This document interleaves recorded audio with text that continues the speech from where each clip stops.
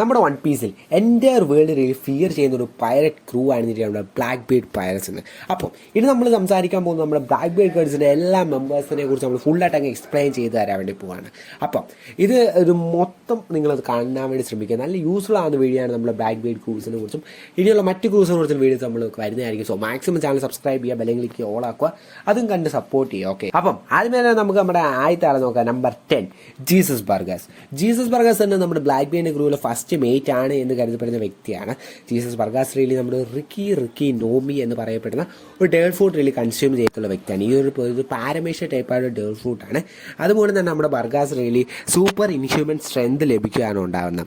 ഈ ഒരു പവർ കാരണം ബർഗേഴ്സ് റിയലി നമ്മുടെ ഒരു വലിയൊരു മൗണ്ടനെ തന്നെ എടുത്തെറിയുകയുണ്ടായിരുന്നു. പിന്നെ നമ്മുടെ ബ്ലാക്ക് ബീഡ് ക്രൂവിന് 10 ടൈറ്റാനിക് ക്യാപ്റ്റൻസ് റിയലി ഒരാളാണ്. നമ്മുടെ ഫസ്റ്റ് ഷിപ്പിൻ്റെ റിയലി ക്യാപ്റ്റൻ കൂടി ഇദ്ദേഹമാണ്.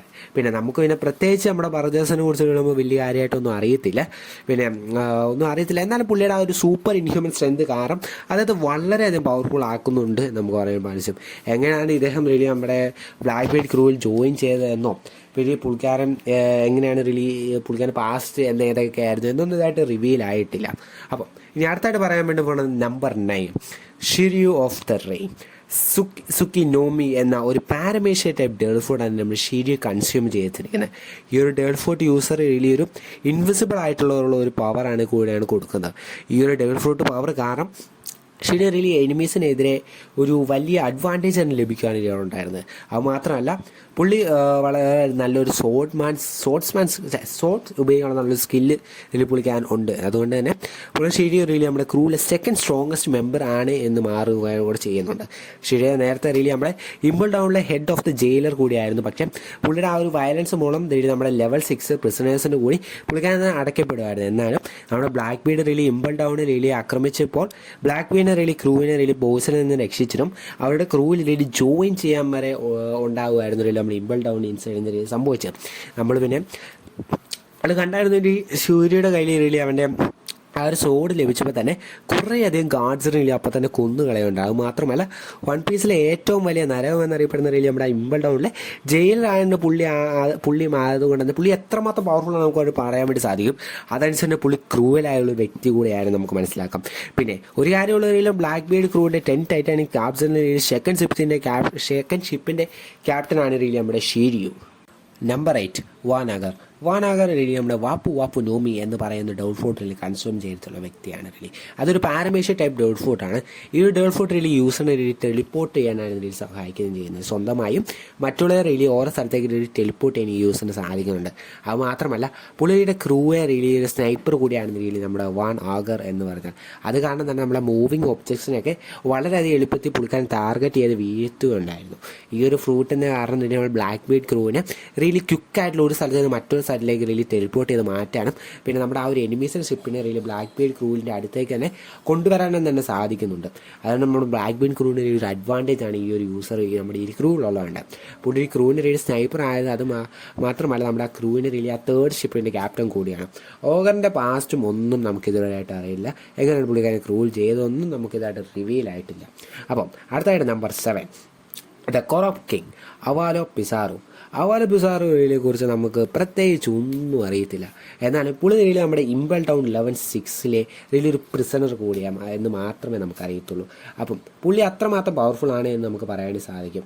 കാരണം ലെവൽ 6 പ്രിസണേഴ്സിൻ്റെ പവറൊക്കെ നമുക്കറിയാമല്ലോ. വൺ പവർഫുൾ ആയിട്ടുള്ള ആൾക്കാരാണ് നമ്മുടെ ലെവൽ 6 ഇമ്പിൾ ടൗൺ റിയലി പൂട്ടിയിട്ടുണ്ട്. പുള്ളിയെ കണ്ടിട്ട് നമുക്ക് ഒരു type devil fruit really consume ചെയ്തിട്ടുള്ള വ്യക്തിയാണ് എന്ന് നമുക്ക് റിയലി അസ്യൂം ചെയ്യാം. കാരണം പുള്ളിക്കാൻ ആ ഒരു ഹോൺ പോലത്തെ റിയലി ആ കൊമ്പൊക്കെ ഉള്ളതുകൊണ്ടാണ്. പിന്നെ പുള്ളി റിയലി നമ്മൾ ബ്ലാക്ക് ബീഡ് ക്രൂവിൻ്റെ റിയലി 4th ഷിപ്പിൻ്റെ റിയലി ക്യാപ്റ്റൻ കൂടിയാണ്. അത് മാത്രമല്ല പിന്നെ നമ്മുടെ അവാലോ പിസാറോ റിയലി ഒരു കിങ് ആണ്. നമ്മുടെ ആ ഒരു നോർത്തേൺ ഏരിയത്തിലെ ഏതോ ഒരു കിങ്ഡത്തിലെ റിയലി കിങ്ങും കൂടെയാണ് നമ്മുടെ അവാലോ പിസാറോ എന്ന് വെച്ചാൽ. അടുത്ത നമ്പർ 6 ഡീമൺ ഷെറിഫ് ലാഫിറ്റിൻ്റെ ഇതുമായിട്ട് ഒരു ഒഫീഷ്യലായിട്ട് ഒരു ഡേൾ ഫ്രൂട്ട് ഉണ്ട് എന്ന് നമുക്ക് അറിയാൻ കഴിഞ്ഞിട്ടില്ല. എന്നാലും നമ്മൾ കണ്ടിട്ടുണ്ട് ഇതിൽ ലാഫിറ്റ് ഫ്ലൈ ചെയ്യാൻ പറ്റുന്ന ഒരു വിങ്സ് റീഡ് ഉള്ളതായിട്ട്. ഇത് കണ്ടിട്ട് നമുക്ക് മനസ്സിലാവുന്നതിനായിട്ട് ഏതോ ഒരു വിങ്സ് പോസസ് ചെയ്യുന്ന ഗ്രൂപ്പ് ഓഫ് ആൾക്കാരിൽ നിന്ന് ലാഫിറ്റ് വന്നതാകാം, അല്ലെങ്കിൽ ഏതെങ്കിലും ഡേൾ ഫ്രൂട്ട് റിയലി കൺസ്യൂം ചെയ്തുകൊണ്ടിരിക്കുക ആവാം.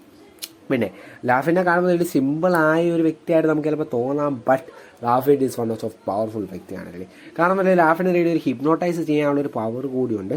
ലാഫിഡ് ആണ് റേഡിയോ ബ്ലാക്ക് ബീറ്റ് ക്രൂവിലെ റേഡിയോ നാവിഗേറ്റർ എന്ന് പറയുന്ന വ്യക്തി. നമ്മളെ എന്തൊക്കെ ചെയ്യണം, നാവിഗേറ്ററാണ് ലാഫിറ്റ്. ലാഫിറ്റ് നമ്മുടെ പിന്നെ പറയുന്നത് നമ്മുടെ 5th ഷിപ്പിൻ്റെ ക്യാപ്റ്റൻ കൂടിയാണ്. പിന്നെ അടുത്തായിട്ട് number 5 the crescent moon hunter Catherine Devon. Catherine Devon ആണ് ബ്ലാക്ക് ബീറ്റ് ക്രൂവിലെ ഓൺലി നോൺ ഫീമെയിൽ മെമ്പർ എന്ന്. ഡിവോൺ റേഡിയോ നമ്മുടെ ഇനു നോമി എന്നറിയപ്പെടുന്ന ഒരു മിത്തിക്കൽ സോവൻ്റെ ഡേൾ ഫുഡാണ് ഇതിൽ കൺസ്യൂം ചെയ്തിരിക്കുന്നത്. ഇതിൽ നമ്മൾ യൂസിനെ ഇതിൽ 9 ഫോക്സിലേക്ക് ട്രാൻസ്ഫർ ചെയ്യാൻ വേണ്ടി സഹായിക്കുകയാണ് ചെയ്യുന്നത്. പിന്നെ ഡിയോനെ കുറിച്ച് നോക്കുമ്പോൾ തന്നെ നമുക്ക് ഗോൾഡൻ ഏജ് ഓഫ് പൈററ്റ്സിൻ്റെ ആ ഒരു കാലത്ത് ഇത് വേഴ്സ്റ്റ് വുമൺ എന്നറിയപ്പെടുന്ന ഒരാളാണ്. ഇത് only woman Titanic female character ആയിരുന്ന ഒരു വ്യക്തിയാണ് ഇതിൽ നമ്മളെ ഡിവോൺ നിൽക്കാൻ. ഡിവോൺ റിയലി നമ്മുടെ ഇമ്പൽ ഡൗൺ റിയലി പ്രശ്നം അടച്ചിരുന്ന ഒരു വ്യക്തിയായിരുന്നു. പിന്നെ നമ്മൾ Impel Down really most dangerous female ആയിട്ട് വരെ നമ്മളെ കാതറിൻ ഡിവോൺ അറിയപ്പെടുന്നു. നമ്പർ 4 പറയാൻ പോകുന്ന അടുത്ത ഇമ്പൽ ഡൗണിൽ നിന്ന് എസ്കേപ്പ് ആയ നമ്മളിതാ കൊളോസൽ ബാറ്റിൽ ഷിപ്പ് എന്നറിയപ്പെടുന്ന സാൻ ജുവാൻ വൂൾഫാണ്. ഈ ക്യാരക്ടറിൽ ഒരു ജയൻ്റ് ആണ്, അതിനനുസരിച്ച് തന്നെ സ്ട്രെങ്തും ഈ ക്യാരക്ടറുണ്ട്.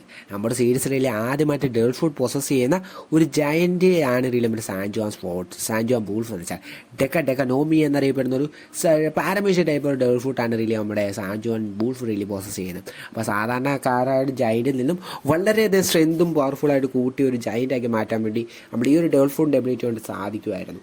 അതുകൊണ്ടാണ് നന്നായിട്ട് ജയൻ്റ് ആയിട്ടുള്ള വ്യക്തിയായിട്ട് നമ്മൾ വൂൾഫ് മാറിയത്.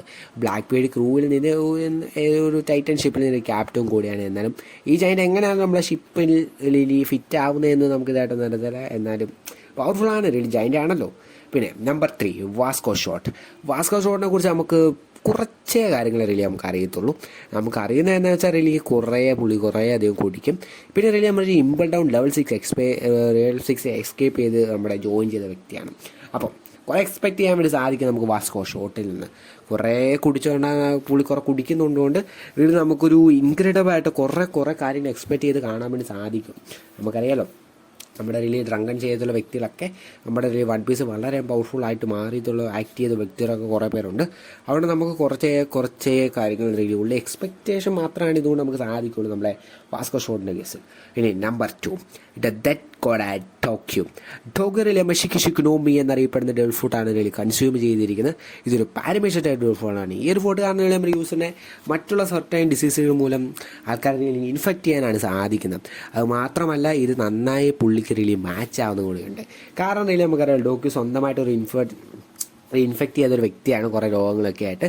അത് മാത്രം നമ്മളെ ക്രൂവിൻ്റെ രീതി ഉള്ളി ഡോക്ടറാണ് റിയലി നമ്മുടെ ഡോക്യു എന്ന് വെച്ചാൽ പുള്ളി റിയലി സഞ്ചരിക്കുന്ന രീതിയിൽ പുള്ളിക്കാൻ്റെ ഒരു ഹോസിന് പൊക്കത്താണ്. അപ്പം നമ്മുടെ ആ ഒരു ഹോസും ഒരു ഡേൾ ഫുഡ് റിയലി കൺസ്യൂം ചെയ്തെടുത്തിന് ഉമ നോമി എന്നറിയപ്പെടുന്ന ഒരു ഡേൾ ഫുഡാണ്. നമ്മുടെ ഹോസിന് റിയലി പെഗസസ് ആക്കി മാറ്റി ഫ്ലൈ ചെയ്യാനുള്ള എബിലിറ്റി റിയലി കൊടുക്കുകയാണ്. ഇവരുടെ ലുക്ക് കൊണ്ട് മാത്രം നമ്മൾ ആരും വിലയിരുത്താൻ പാടില്ല, വളരെയധികം പവർഫുള്ളാണ് ഇവർ രണ്ടുപേരും. ഇനി നമ്പർ 1 നമ്മൾ പറയാനാണ് പോകുന്ന അവസാനമായി നമ്മുടെ ബ്ലാക്ക് ബീഡ് ക്രൂവിൽ ജോയിൻ ചെയ്ത അഡ്മിറലായ നമ്മുടെ അവോക്കജിയാണ്. അക്കനുമായിട്ടുള്ള നമ്മുടെ ഫ്ലീറ്റ് അഡ്മിറലായിട്ടുള്ള ആ ബാറ്റിൽ ഫൈറ്ററിൽ ഫെയിൽ ആയതിനു ശേഷം നമ്മുടെ ബ്ലാക്ക് ബീഡ് ക്രൂവിൽ ചെന്ന് ജോയിൻ ചെയ്യുകയാണ് നമ്മൾ അവോക്കജി ചെയ്യുന്നത്. Kuzan one of the most powerful devil fruit എന്നറിയപ്പെടുന്ന ഹിയ നോമി ഒരു ലോഗി ടൈപ്പ് ഡേൾ ഫുഡാണ് റിയലി നമ്മുടെ പ്രോസസ്സ് ചെയ്യുന്നത്. ഈ ഡേൾ ഫുഡ് റിയലി നമ്മുടെ യൂസറിന് ഐസിന് ഡെവലപ്പ് ചെയ്യാനും കൺട്രോൾ ചെയ്യാനും റിയലി സാധിക്കുന്നത്. അപ്പം ഇതുപോലെ തന്നെ അവോക്കജി ഒരു ലാർജ് ആയിട്ടുള്ള ഒരു ഓഷ്യനെ റിയലി മുഴുവനായിട്ട് അങ്ങ് ഫ്രീസ് ചെയ്ത് ഐസാക്കി മാറ്റാൻ പറ്റും അവോക്കജി കീഴിൽ സാധിച്ചായിരുന്നു. അപ്പോൾ ഡേൾ ഫുഡ് യൂസേഴ്സിൻ്റെ ഡിസബിലിറ്റി അറിയില്ല വാട്ടറിൽ സ്വിം ചെയ്യാൻ പറ്റുന്നില്ല, ആ ഒരു ഡിസബിലിറ്റി അറിയില്ല നമ്മൾ ഓവർകം ചെയ്യുന്ന വ്യക്തിയായിരുന്നില്ല അവോക്കജി എന്ന് വെച്ചാൽ. അപ്പം അവച്ച് എന്തുകൊണ്ടാണ് one of the most changes to എന്ന് നമ്മുടെ ബ്ലാക്ക് ബീഡ് ക്രൂവിൽ ചെന്ന് ജോയിൻ ചെയ്ത് എന്ന് ചോദിച്ചാൽ ഇപ്പോഴും റിയലി ഒരു ക്ലിയർ ആൻസർ കിട്ടാത്ത ഒരു കാര്യം കൂടിയാണിത്. ഈ ഒരു കാര്യത്തെക്കുറിച്ച് റിയലി നമ്മുടെ പല ഒപ്പീനിയൻ റിയലി വന്നിട്ടുണ്ട്. നമുക്ക് തന്നെ അറിയാം റിയലി അവോക്കജി റിയലി ക്യാരക്ടർ മറ്റ് അഡ്മിറേഴ്സുകാരും വളരെയധികം വ്യത്യാസമുള്ള ഒരു ക്യാരക്ടറായിരുന്നു. അത് കാരണം നമ്മുടെ അവോക്കജിയാണ് നമ്മുടെ റോബിനെ റിയലി റോബിൻ്റെ മീൻസ് നമ്മുടെ വില്ലേജിൽ സംഭവിച്ച ആ ഒരു കാര്യത്തിൽ നിന്ന് നമ്മുടെ റോബിനെ റിയലി എസ്കേപ്പ് ചെയ്യാൻ സഹായിച്ച നമ്മുടെ അവോക്കജി ആയിരുന്നു. അപ്പം അതുകൊണ്ട് തന്നെ ചിലപ്പോൾ നമ്മുടെ അവോക്കജി നമ്മുടെ ആ ഒരു വേൾഡ് ഗവൺമെൻറ് ആക്ടിവിറ്റീസൊക്കെ കണ്ടിട്ട് മടുത്തിട്ട് അതിനെതിരെ ഒരു പ്രൊട്ടസ്റ്റ് എന്ന രീതിയിൽ ചെന്ന് ജോയിൻ ചെയ്തായിരിക്കാം. എന്നാലും പല ഒപ്പീനിയൻസ് ഇപ്പോൾ നമ്മുടെ ഫാൻസിൻ്റെ ബേസിൽ പറഞ്ഞ് നടക്കുന്നുണ്ട്.